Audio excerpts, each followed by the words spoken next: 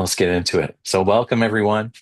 I'm Clayton Stenson. I'll be your host and speaker today. Dan's driving. Awesome. So, thanks for being here. This session is specifically designed for visionaries, for those who bring the spark, the imagination, and the ideas that drive the business forward. So, now there might be some integrators or implementers listening into, and you're absolutely welcome here if you are one of those. But I'll be speaking today directly to visionaries. So, uh, let's start off with something really important. So, how you listen matters. So, today the topic is what your integrator is thinking, but often won't say out loud. So, what we cover today will give you clarity, but not the whole picture. You're going to see blind spots, opportunities, and patterns you may have never seen before. And I'm going to give you some tips that you can take away to improve your relationship with your integrator right away. But if you want to go deeper into the work that truly strengthens the visionary integrator relationship, I'll share at the end how you can join me for a follow up workshop where we'll work through some of these patterns in a deeper way and build new skills together if you want to go deeper. So good on you for being here and wanting to hear this. I think it's important before we get going that we talk a bit about the posture with which you receive today's webinar. So there's three ways you can hear what I have to hear to say today. The first one is uh, some of you will hear it and think, that's not me. And it's possible that you're right. But I want to challenge you lovingly. The wise next step is to ask your integrator or someone who knows you well enough to confirm. Blind spots may not feel like they apply precisely because we don't see them. If it truly doesn't apply, great, awesome. But if it does, even a little, that awareness could unlock the rocket fuel you're missing in your VI duo. The second way you can respond is with defensiveness. And I've seen this with visionaries sometimes get offended or shut down when I talk about visionary blind spots. My challenge to you is to lean in. Don't put up walls. Please try to resist any defensiveness that might arise because when someone holds up a mirror, sometimes it stings a little, and that pain is usually the beginning of growth. And the last way you can hear what I'm going to share today is open, humble, and open. And this is the best way, obviously. I'm going to tell you some stories about other visionaries, not about you, because it's easier to hear truth when it applies to someone else first. So you're wise to be here. Some things will apply, just reality. Some things won't. Doing some generalization. So your job is to stay curious enough to find out which is which. So give me a thumbs up if you're ready for that. And I see quite a few more people have joined. Welcome, everybody. All right, so I'm going to start with a story. One of my favorite stories. This is about a visionary that I met this year, and his name is Ken. So years ago, I said about 35 years ago, Ken's team had a nickname for him, and he had no idea. They called him Hurricane Ken. He later learned that his team actually had a warning flag system. The yellow flag it meant that it's raining and winds are picking up. And the red flag meant take cover, the hurricane has made landfall. So they literally had a system to help them cope with his intensity. Ken wasn't trying to be difficult. He was being a passionate visionary who couldn't see the impact that he was having. And this is common.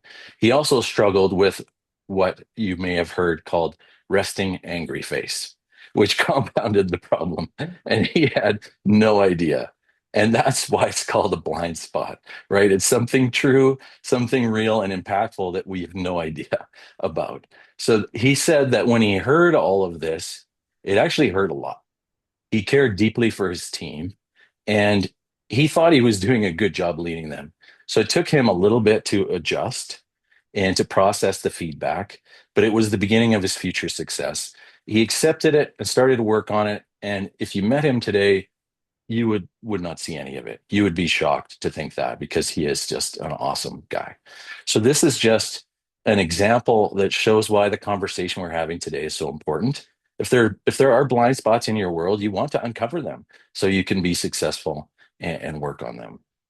So to be honest with you, though, as I was preparing for this, I was thinking some of my greatest regrets in my business career were not revealing blind spots to some of my early visionaries so that they could be more successful. And it's a big part of why I do this work. I want to see people succeed, and this is a big part of the equation that leads to success. And it does go both ways, but today we're picking on visionaries a little bit. So so the topic today is, sorry, I just have to click something over here. The topic today is what your integrator is thinking, but often won't say out loud. So you might ask yourself, why wouldn't they say it? Why would they hold back? So one of the things I've realized is that silence often means it equals sorry, protection. They're trying to protect either you, the relationship, the team, the momentum, the culture, the business itself, maybe themselves, depending on the situation. And integrators know the visionary's emotional patterns better than anyone. They know how you react under stress. They know how you handle disappointment. They know how you respond when your ideas are challenged, how intense you get, how quickly your mood can shift, how easily you might take feedback personally. And because they care deeply about the relationship, sometimes they choose silence in moments where honesty, sorry, feels unsafe. So the reality is your emotional safety will determine how honest your integrator will be. So if you're reactive, they'll withhold. If you're intense, they'll filter. If you get defensive, they'll avoid hard truths. But if you're open, if you're curious, if you regulate your intensity, and if you invite honesty, they will tell you everything. Visionaries, I want you to hear this with encouragement, not shame. And like I said, some of these things may not apply to you, but you have more influence on the honesty, trust, and safety of your duo than you realize.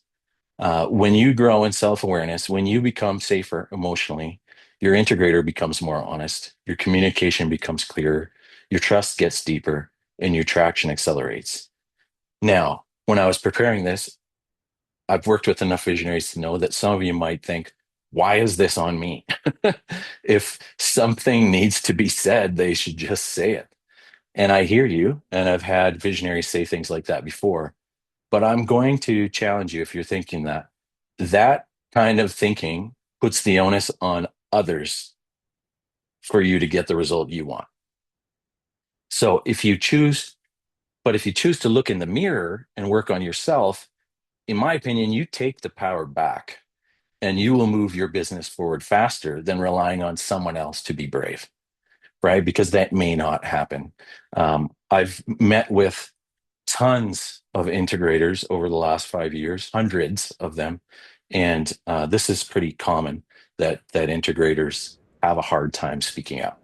So I'm going to challenge them in a couple of weeks. I'm doing another webinar for them, but today is more about you. So now that we have that right foundation down, let's talk about a few of the blind spots your integrator may never say out loud, but most integrators feel. And again, these may not apply to you, but let's just keep an open mind and see where we go.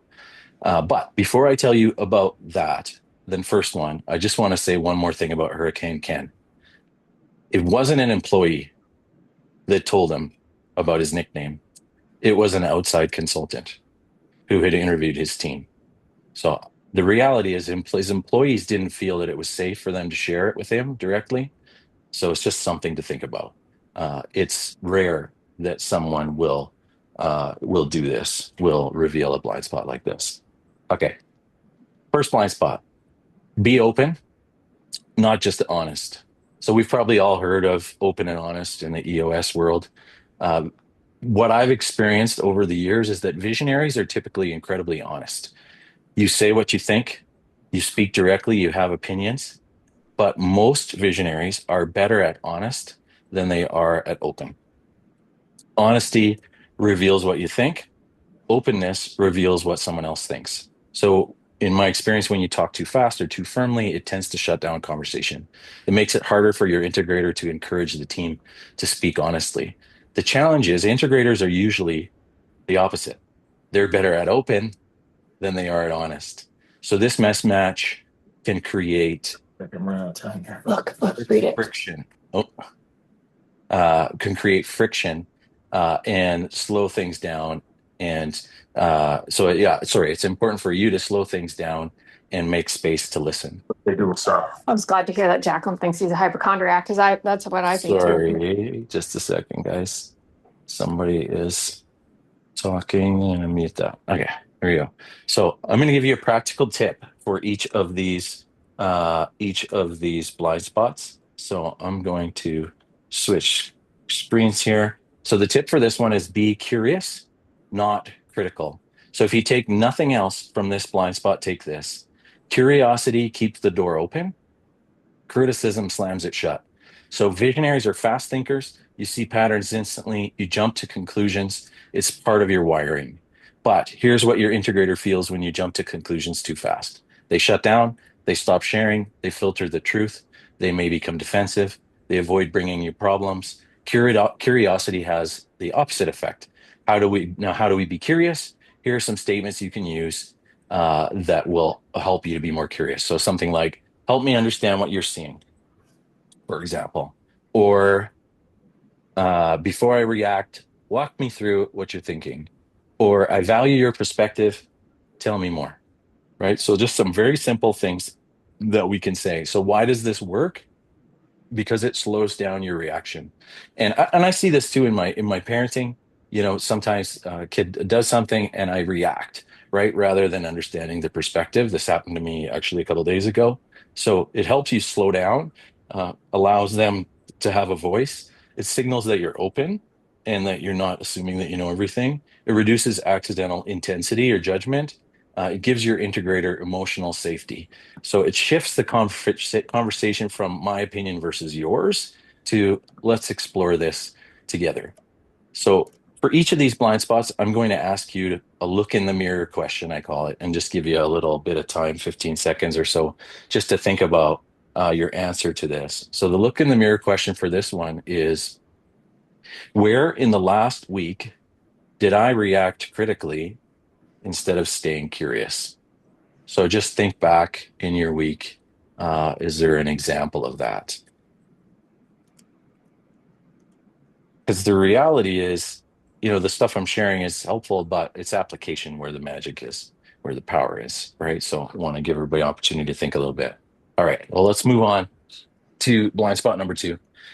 I call this one loose lips sink ships.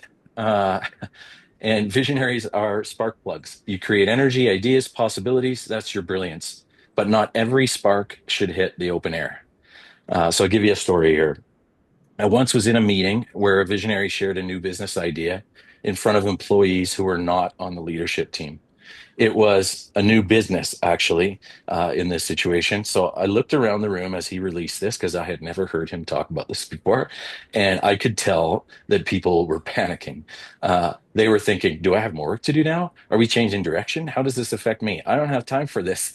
How is this going to work?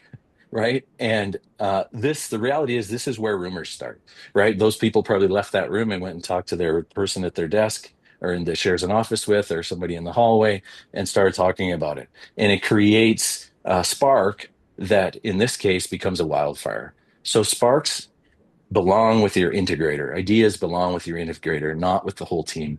So the reality is, in this situation, guess who the firefighter is in this story? It's the integrator, right? The integrator then has to go around and address that, or if not, they'll feel the consequences of it. So they have to deal with the unintended consequences of loose lips. So I said here, a spark plug powers an engine, a loose spark burns down the whole thing. So we want to be careful how we express our ideas. So the tip here is share ideas up, not out. So here's the simplest way to protect your team from confusion and protect your integrator from putting out fires is up means to your integrator or potentially to an external coach or peer group or some group of people that you trust that are not in the organization. Out means to other employees. And here's why this matters. Your team cannot tell the difference between an idea and an instruction. So when you say something like, they don't think, oh, that's interesting, we should explore that further. They think, I think the boss wants us to start doing this like now. So most visionaries don't realize how intimidating they are, nor the impact it has on their team. But you it's like I was saying this to somebody earlier today, I think, that it's almost like your words have a megaphone attached to them.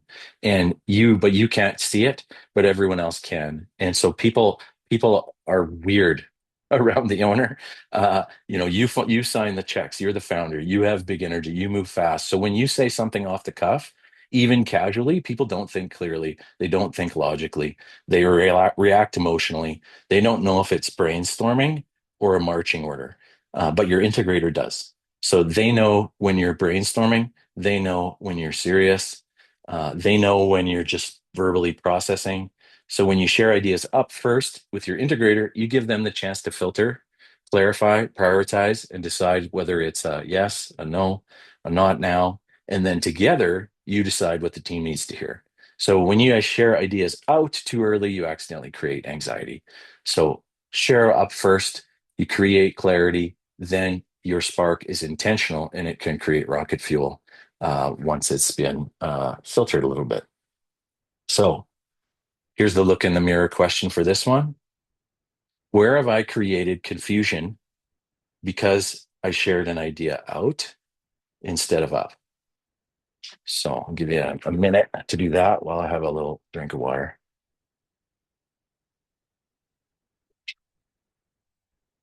Application is where the power is.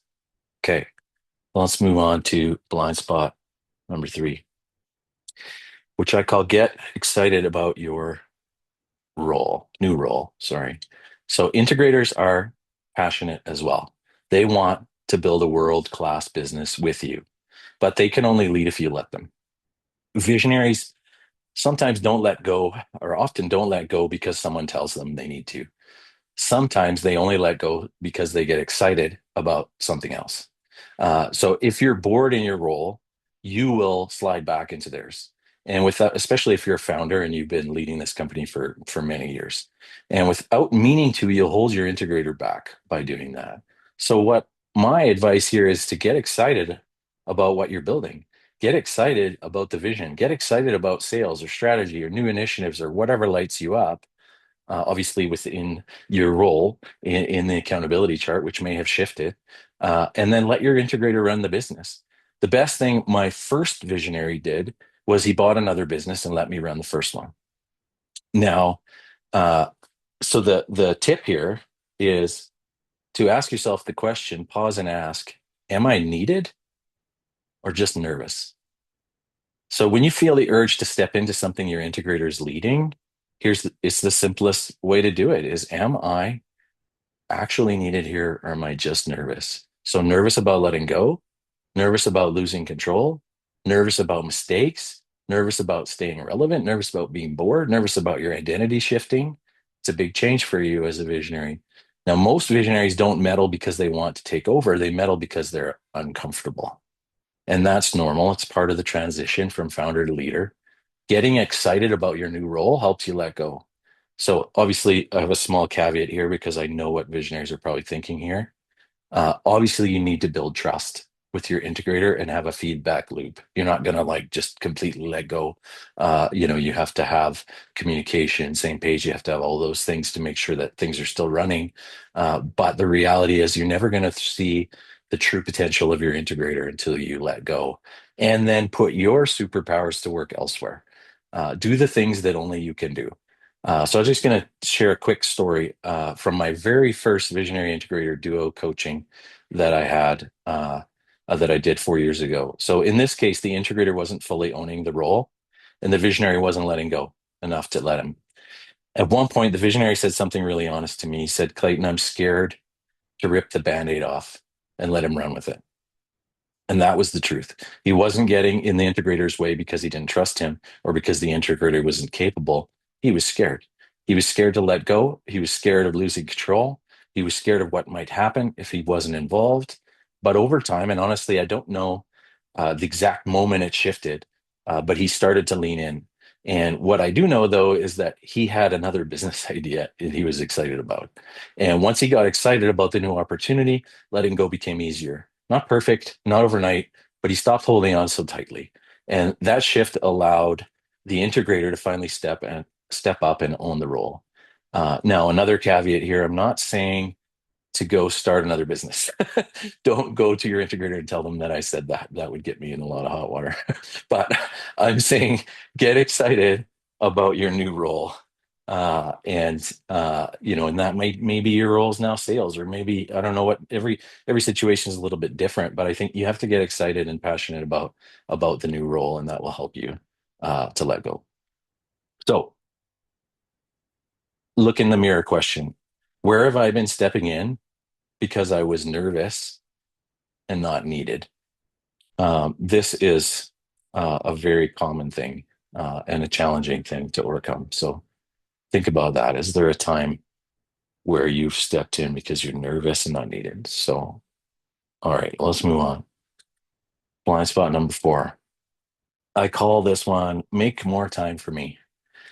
So for the last 4 months, I've been doing VI Duo podcast interviews with EOS implementers. And in every single interview, over 60 now, the same page meeting has come up as one of the keys to a strong duo. Now, let me be clear, not the shallow version, the deep version.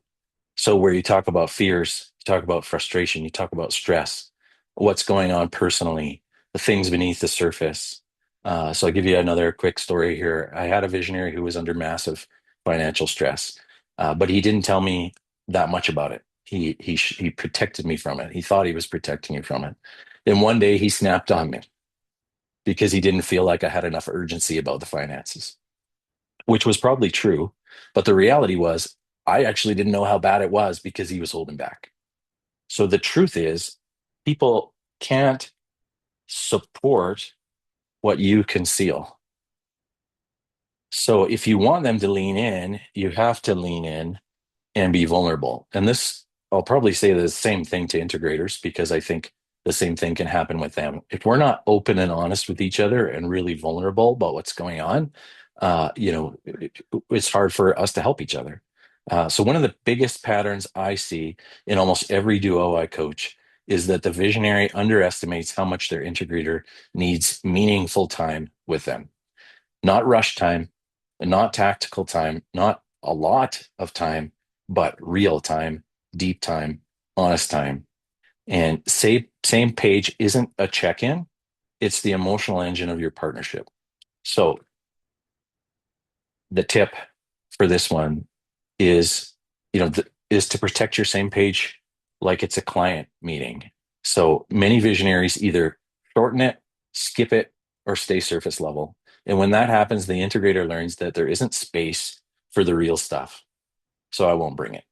And suddenly the relationship becomes transactional instead of transformational. So yeah, the tip is protect it like it's a client meeting. If you want a game-changing shift in your duo, here's the simple practice. Treat your same page meeting like it's a high-value client meeting. Don't cancel it. Don't shorten it. Don't reschedule it unless absolutely necessary. You respect your clients. You honor those commitments. So your integrator, the person running your business day to day, deserves the same level of priority. So the mirror question for this one is very simple.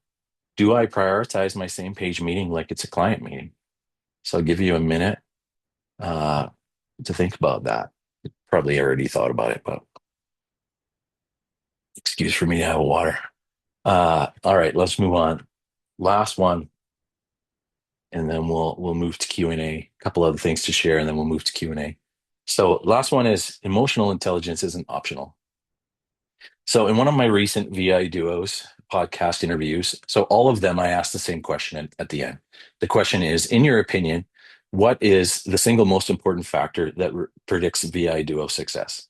I've done over 60 of these interviews, some of them with people that have been doing it for 1,000 sessions.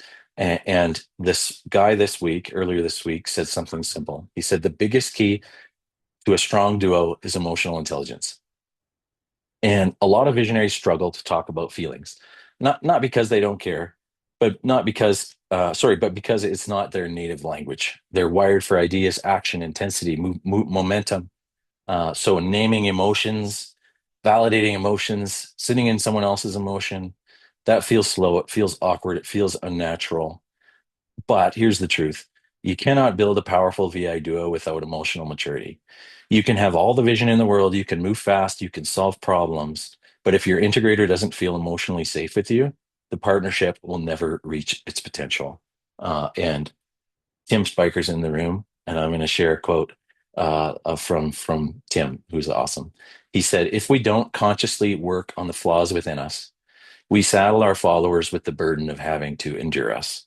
And if we don't deal with our own crap, our followers will have to." That's from Tim's book, The Only Leaders Worth Following, which I would encourage you to check out, and Tim will pay me later. But it is a fantastic book. So this is the work. This is the leadership. This is what it takes to make a visionary worth following. Your integrator always sees your strength. Uh, they believe in your potential. They want to help you win, but they can only go as far as you're willing to grow. So the tip on this one is simple, powerful practice that builds emotional intelligence in real time. Own your flaws out loud. So when you name your flaws, your integrator immediately relaxes. They don't have to tiptoe. They don't have to interpret your tone. They don't have to guess whether you're upset. You've already acknowledged the elephant in the room. It makes you safer. It makes them more honest. It raises the emotional maturity of the duo instantly. So I talk with a lot of visionaries, and the highly successful ones that I know tend to joke about their flaws and their weaknesses, which brings those flaws out of the shadows and into the light. The integrator doesn't need to bring them up or worry about how to get it on the table because the visionary already did. Uh, so, what this sounds like in real life, give you some words that you could say. These are just examples, but if I'm rushing you, please call it out. I have a tendency to do that. If my delivery is too sharp, I won't be offended. I'd rather know because I want to grow in that area. If my I'm sorry, forgot to click. The last one. If my intensity is shutting down the conversation, I want you to tell me. So these are leadership level statements. They make the visionary more approachable. They empower the integrator. They accelerate trust, and they model healthy. Now, I'm going to give you a quick warning because there is a possibility this could happen. Never say anything that isn't true. So secondly, if your integrator gives you constructive feedback, receive it well and thank them for it. Otherwise, it could backfire. This is not meant to be a manipulation tactic. It needs to be genuine. You need to genuinely feel this, right? So you may have to work on that depending on your situation. So emotional intelligence isn't about being soft. It's about being self-aware. This tip, in my opinion, shows maturity, humility, and partnership. And it signals to your integrator, I'm safe. You can be honest with me. And I see Shanae, I don't know if I pronounced that right. You said, so now I believe my integrator was saying the team needs psychological safety. And I think now it was him who needs it. I remember the first time I brought up psychological safety or something like it with one of my visionaries, and he looked at me like I had three eyes. And that's fine. But it's just a fact. Like I've done enough interviews and talked to enough people about this stuff. The guys and the visionaries, the women and men and women that are excelling and building amazing businesses, they've done this work, and they're growing in this way. So here's the question: the look in the mirror question for you guys is, what flaw do I have that I need to put on the table to help my integrator? You probably know, right? I think we all know ourselves well enough. So just give you a second to think about that. Awesome. All right. So that's the last blind spot I have for you today. I do have a couple more things to share before we transition into Q&A. So everything we've talked about today comes down to one thing. If you want rocket fuel, it starts with your growth, your self awareness, your emotional maturity, your ability to create safety, clarity, and unity with your integrator. If something today hit home, I want to invite you into the next step. I'm hosting a 2 hour visionary workshop on December 2nd called Unlocking the Power of Your VI Duo by Looking in the Mirror. And it's designed to help you continue to do the work we've started today. It's not a sit and listen session. It's coaching, it's reflection, it's depth. It's the kind of honest conversation most visionaries never get to have. And if you want more traction, more trust, more unity, and a stronger relationship with your integrator, you need to be in this room. So here is the details: December 2nd, 2 p.m. Mountain Time, 12 people max. The reality is, yeah, if you want to create rocket fuel for your business, this is the room you want to be in. So I'll drop the link in the chat. And if you register today or tomorrow, the first 6 people will get 50% off. So I'll put that in the chat right there if anybody wants to be in that room. So then one more thing to tell you about. And so this is the first webinar in a series of webinars, 3 webinars. The next one is for integrators. It's a free webinar. It's called The Silent Struggle of the Integrator, From Frustration to Fulfillment. So this session really helps integrators to articulate what they're carrying, understand their wiring, and learn how to lead alongside you as their visionary. And I'm going to challenge them to grow as well, the way that I've challenged you today. And as I mentioned earlier, integrators are typically better at open than they are at honest. So they tend to stay silent when they should speak up. That might be if you're familiar with Colby, it might be the low Colby is more of a typical thing, rather than visionaries who tend to have not such a risk aversion as an integrator does.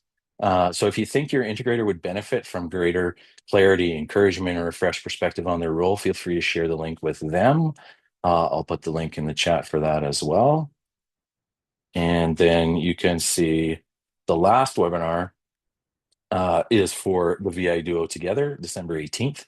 And it's just going to be a little different because it's going to talk more about the relationship with both of you in the room. So excited for that one as well. So now we're going to move to Q&A. I'm going to stop the share and open up the floor, and would love to hear any questions or comments that anyone has.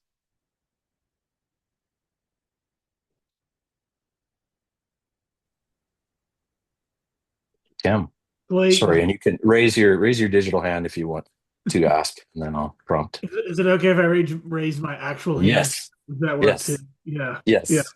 Sometimes I'm not as good. Um, this isn't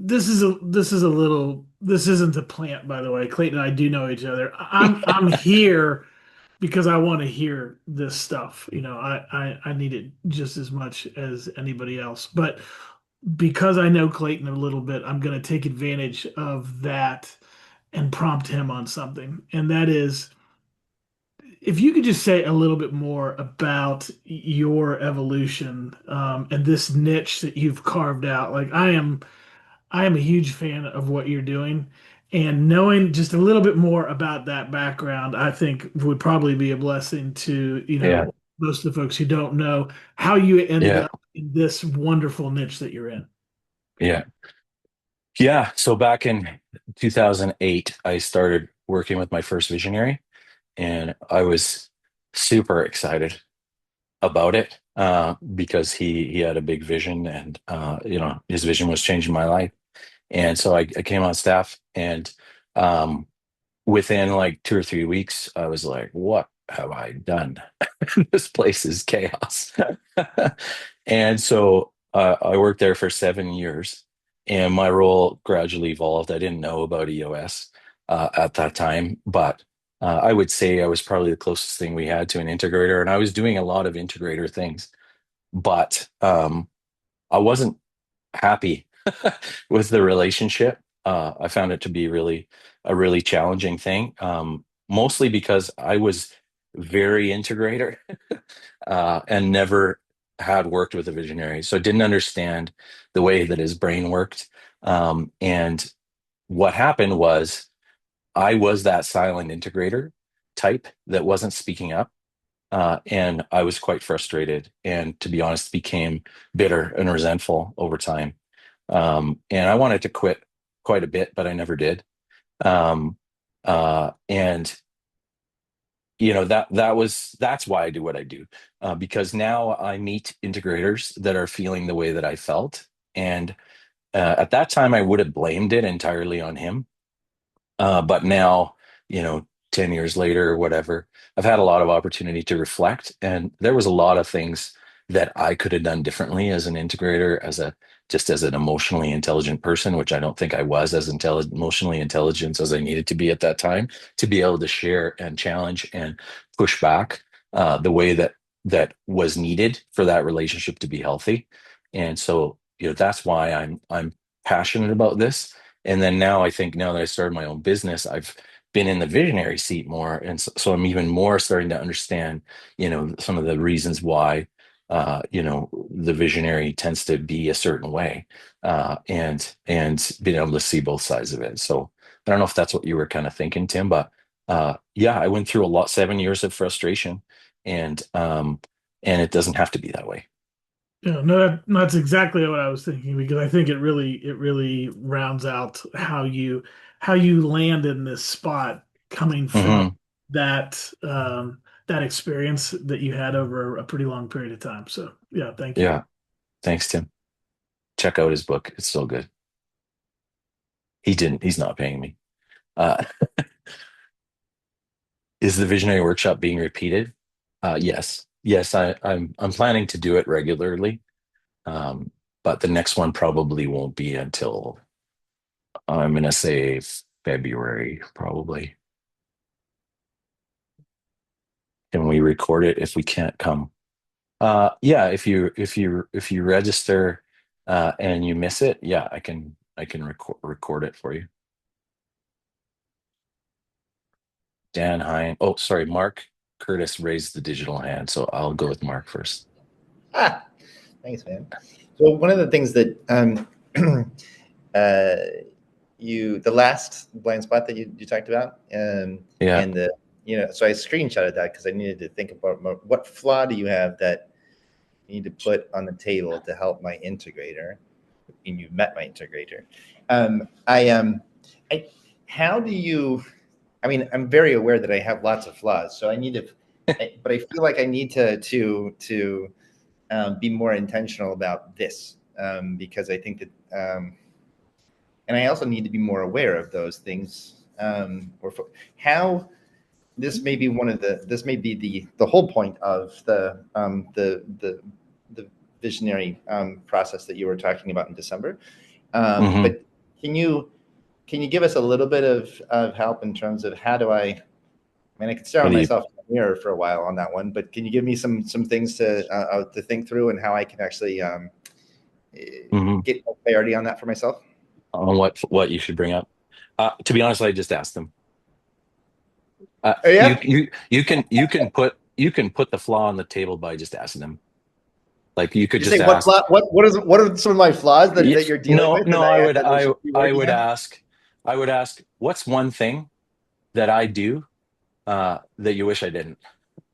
Or what's one thing that I do that you wish I would work on and improve? Right? Like, just I think by doing that, you're also putting it on the table, but inviting them uh to give that. Definitely limit them to just one. Someone said in the chat. Thank you, Clay. Does that help? Yeah, that's great. I'm going to do that tomorrow. Yeah, like, I've done that in my marriage before too, right? It's like, I think any relationship that really matters to you, But just one, uh, just one just one. And, at a time. Yeah, thanks. and then give me some time to work on that, and then maybe later I'll start another one. Uh, Dan, Hein, you had your hand up earlier. Yeah, sorry everyone, I'm on the go today. Dropping my It's camera okay. everywhere. Apologies for that. Can you hear me It's okay okay. with my headphones? Yep. Loud and Hey, clear. good for that. Yeah, this is so timely. This is fascinating. I've known Clayton a long time as well, and he's seen a lot of my own journey for like what, 20 years, Clayton? Yeah, getting there. Yeah, so appreciate this. This visionary stuff is incredible to have a framework for because I'd operate in a lot of environments that could never really understand why I was driving everyone nuts. And just recently, I had a pretty good candid conversation with my team, and it was literally exactly what you just said. It's like, what's one thing I do that drives you crazy is what I said, and I got a list of things. And it was great. It was a really good, open conversation. And what it's actually done is exactly what you said, Clayton. It's opened up that trust. And yeah, like my nickname at work is Tornado. Like I'm like known as like a tornado. I kind of come in, like whip a bunch of stuff up, and then I'm gone, and everyone's like ducking behind furniture. And so it's been a really, really good process to go through, just to like ask these questions and have that openness with the team. And it's actually been bringing us closer together this year as I've been digging into that. So maybe just more of an Hmm. like just affirming what you're saying, Clayton, but it's just so crazy the timing of the session and then what I've experienced with that. Hmm. Was that hard for you to do? No, not really. Yeah. Like I don't find And that you, difficult, and I find it helpful because my goal is to, like, I want us to get better. I want us to get closer. I want us to accomplish more. And if I've got to get out of their way to do that, no problem. hmm That's good. Thanks, Dan. It's one thing that I really appreciate about you over the years is that you have embraced feedback. Maybe not from everyone, but definitely from me. And it's awesome the way you're doing that. So good job. Shanae, you said, can you repeat the wording? I'm assuming you mean what's one thing that I do, that you'd like me to stop, or what's one thing that I do that really is making life challenging for you? Something along those lines. Because the reality is, we're all human. We all have flaws. We all have issues, right? And the reality is, your integrator also does things that bother you, right? That you wish that they would do differently. And it's totally fine to also, um, to do that back, right? It should be back and forth. Like when I did that with my wife, it was the same thing. Like, she asked me the same thing back. Like, what's one thing that I could do differently, or that you wish I could do differently? Coach Bob. Hey there. Yeah, I just wanted to share what EOS teaches. If you haven't heard it, and this is often during the 2-day annual. And I think it really helps to have someone guide it so they're not emotionally attached. But it's to have either just the integrator and the visionary or everyone take a few minutes and spend time on one person. And we start with what's their most admirable trait. And then we all hear that, or if it's two people. So that way, then it's like, okay, cool. And then what's the one thing you'd like to see me start or stop doing for the greater good of the organization? So that way there's a positive. And then the one thing is Hmm. start or stop. So I just want to share that's worked very well, either for the Yeah. visionary or the integrator, but then you get the whole team in there. It can get deep, but it's just amazing how and it usually is about the visionary, but it's like, I kind of knew that. And that's really the worst thing. Okay, ready. I'm ready to deal with it. So I just wanted to share that. Hmm. Yeah, it's a very similar Yeah. similar exercise. Yeah, absolutely. Thanks, Bob. Yep. Thank you. And I'm just answering the one question someone asked. Clayton, what's your podcast called? Where can I find it? So I haven't officially launched the podcast yet, but clips from the interviews are on my YouTube channel. I don't know why I'm saying this and typing it as well, but I am. I'll share the link to the YouTube channel in the chat as well. But I'm preparing to launch it officially in January. And it's been such a powerful experience doing these interviews. You would expect, like, I ask the same question to every person that I interview, three questions, and I have been amazed at the variety of answers that I've seen, even though you would expect there would be a lot of repeating. But there really is a lot of variety in the conversation. So the three questions I ask in the interviews are you a visionary or an integrator? And then how did you discover that? And then the last question is, and I already mentioned it earlier, in your opinion, what's the most important factor that predicts VI duo success? And it's been a lot of fun having those conversations and hearing people's stories.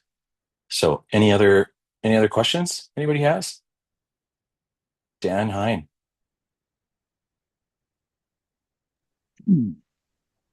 Yeah, so I guess one question I'd have is that, like, I'm surrounded by integrators, essentially. It's me and a whole team of integrators. None of them report into me. So I'm in more of an influencing role. I'm in, like, call it like a business development role with a team of operations people. Um, how can I work on this relationship when the person doesn't report to me? Do you have any advice on that? And they probably won't, I don't know if they'll be a part of this kind of a program either. Mhm. Um, it's a good question. Interesting question. Um, like I don't know. I don't know if it really matters, right? Like, whether they report into you or not, really, like in the grand scheme of things. Uh, if you have an interactive relationship with someone that is very different from you, I think a lot of the same things apply, right? Like if you just want to have a good relationship with people, none of this stuff is exclusive to the VI duo. Like when I talk about this stuff with people, they're like, "Oh, that sounds a lot like it would help in marriage." Right? It sounds like it would help, this or that or this. And I remember Tim actually, when I first talked to him about this, he's like, do you have to focus only on the VI duo? Like this would apply in a lot of places, right? And so yeah, I think the same advice would apply in any relationship where there's going to be interaction and where friction is possible. Because you've told me about you've had friction with people because you're different. If everybody around you is integrator like, and they've never worked with a visionary type person, there's going to be challenges. So good on you for asking them for feedback the way that you did. I think it does. It probably, I would imagine it raised people's respect for you. Do you think it did? Asking for feedback? Yeah, I do. But it's also I find it to be a lonely place at times. Just talking to the visionaries in the room, it's like I'm surrounded by people that don't necessarily always appreciate talking about ideas and big picture. They just want to know what they need to get done and how it affects them. And it's like there's just like these little, like, to me, these little, just they're focused on the minutia, which they should be. But Their like, I'll job. give you an example. Like I rolled in with like a really big tour for some in commercial real estate. I work in house as a landlord, the high-rise A-class office buildings downtown. Walk in with like a big tour, could be worth like millions of dollars for us. And one of the building operators has the window guys. One of them is in like today, this is winter time now. He's in shorts, a t-shirt, big tats, belly hanging out, like bringing a window through our lobby up to the suite I was about to tour. And I'm just like about to meet the broker and like the tenant. And it's just like, what are you doing? So I'm surrounded by a lot of that. But what I'm appreciating about it is the opportunity to really sharpen like emotional intelligence and appreciate the integrator type people and how to work with them and how to be effective with them, I think is what I've learned. Hmm. So yeah, it's Hmm. been a heck of a journey. But Hmm. at the same time, it's been very beneficial. Yeah. There was a few people nodding when you talked about the loneliness of it. And I think it can be, right? Like I think that's why it's important to have those relationships with other people that are like you, that are like-minded. I think that's why a lot of business owners, visionaries are in strategic coach or EO or, whatever you want to name, Vistage or all the different groups that there are out there. I think it helps a lot to be around people that understand, right? So you're not feeling lonely. Or Visionary Forum, Coach Bob here, he has the Visionary Forum, which is also kind of a peer group for visionaries because you're different, right? Like most people just probably just shake their head, don't understand, right? I know that's how I was when I first met visionaries. I was like, awesome, that's wow. And I remember the first time I met Dan, I was like, wow, I love this guy, but he is a lot. Ken, Zoom user over there knows Dan. You know what I'm talking about. Mark. Yeah, have a question. Over the 5 years that I've had my integrator, Sean, and I've learned that he's telling me good stuff, but sometimes how he approaches it or delivers it to me is Can rubs use me some the more. wrong way. And you're going to say, sign him up for the integrator, of course, right? And I know you know Sean, Yeah, but it's just how sometimes it's just how that delivers, and it's the same ways I'm delivering to my staff on yeah, things. It's delivery and it's acceptance and yeah, uh, yeah, so I've learned to just kind of bite the bullet and try to listen to the message versus what the emotions are telling me on it. Um, yeah, and it sometimes just rubs me the wrong way. yeah, yeah. So Sean's an interesting case because so I coached Sean and Mark a bit years ago, and Sean is a bit, I think he's a bit more, quite a visionary, actually. I think if he did the test, I bet he'd test higher on visionary than, than you would expect, even though he's into integrator role. But that's a challenging one, and that's where it's good to kind of have it on the table. But the reality is most integrators are having to do what you just described. They're having to just, okay, I'm gonna see past that emotion or the way that was delivered, and I'm gonna try to see the what really was meant or what was intended, because the delivery was questionable, right? So it's just something that's got to be talked about. The reality is some people are going to adjust and change. And I know that when I was coaching you guys, he did acknowledge that and he did apologize for that. So I don't know if you guys have brought that up and it's still stayed on the table as something that you guys talk about. Well, Um, it's something I've been silently just kind of taking the lumps type of thing to deal with it, because mhm, the more I do that, the more I'm seeing what he's seeing. Now, there's things that rub the other way, I'm sure too. But I like your question, and I wrote it down because I'm going to do this on our next same page. Is what's the one mhm. thing that I could do or wish for? Like your wife who said, "Well, what could I do?" I'm hoping that response comes back as well from him, Yeah, and then we yeah. And approach I those think subjects. in a relationship where there is, you know, where both people are truly after the greater good of the organization and are reasonable, they will ask that question back. And I'm sure Sean would as well, Yeah, I just think so. knowing him. Mhm. But good question. Thank you. Well, Uh, Shanae, is there a hack to deliver better? Bite my tongue, rubber band on the wrist. Uh, yeah, like those kinds of things will will help. Uh, I remember at one point I was so much an integrator that I would just not ask people how they were doing. I wouldn't talk to people. I would just get right to the point and cut through. And I had to retrain myself because I realized I had the blinders on and I was so focused on getting stuff done that I didn't care. But well, it's not that I didn't care about people, but I didn't show them that I cared. Right. So I went through a season and I think I was probably reading How to Win Friends and Influence People or something like that, and just really had to go through a season of retraining myself how to, first say, "Hey, Mark, how you doing? Good to see you. How was your weekend?" Right. Like I had to train myself, right, to do that. And I don't know how long it took, because I was too task focused and not people focused enough. So, whatever it takes to retrain yourself, but reading great books and stuff like that can really help. Thanks, Aaron. Um, thanks, Dan. I think he's gone already. Thanks, Mark. All right, guys, we got 5 minutes left. Last chance for questions. How many hours? I have a question. How many hours are do your integrators work in your business? Are they full time? Are they part time? How does that work? I don't have integrators. It's just myself. But I'm a fractional integrator, and then I also do VI Duo coaching.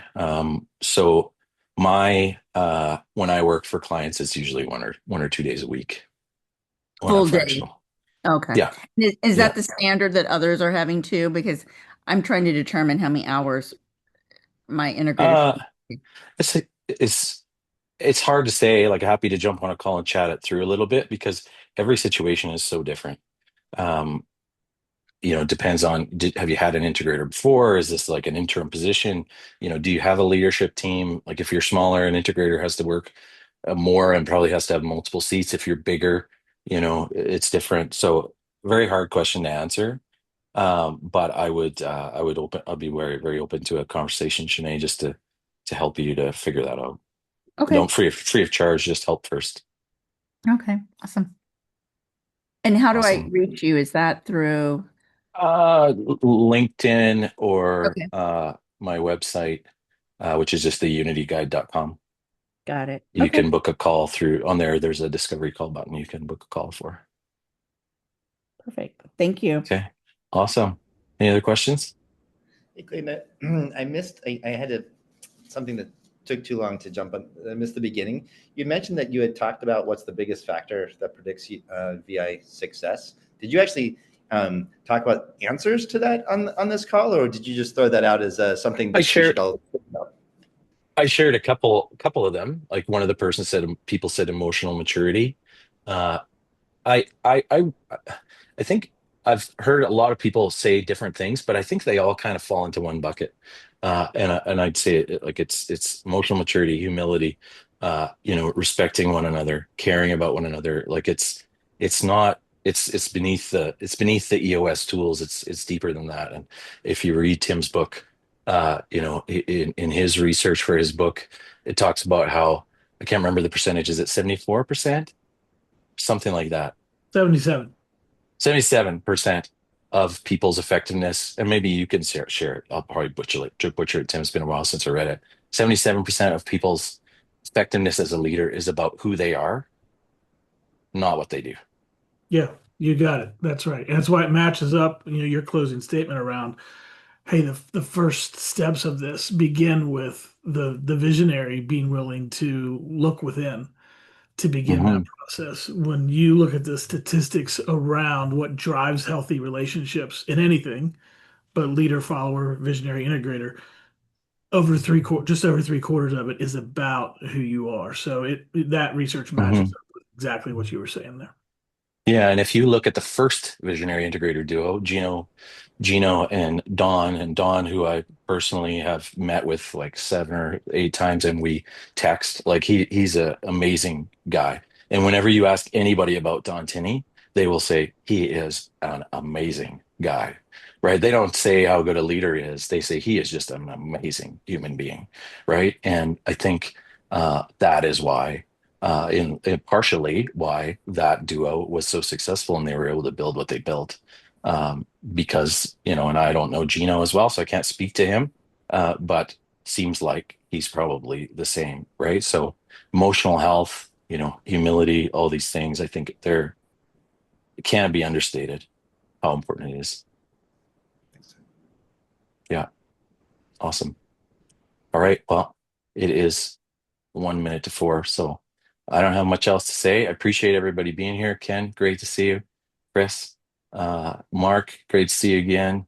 And some new people that I don't know yet, but again, welcome conversations. I love talking about this stuff. Happy to help however I can. So I'll leave it there. Have a great day, everyone. Always Great amazing, week. Clayton. Thanks so much. Thanks, Chris. Thanks. Bye. Bye. Oh, I sent this. Did he head out? Okay.